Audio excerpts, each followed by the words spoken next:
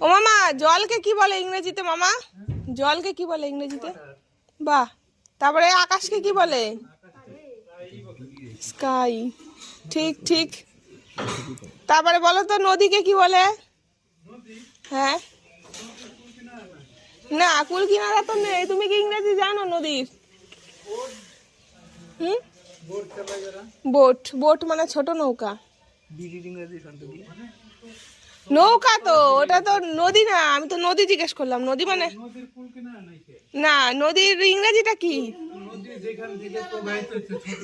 হ্যাঁ হ্যাঁ হ্যাঁ, বা ওই দেখো জানে ছোট করে মানুষ অঞ্চল দেখছে।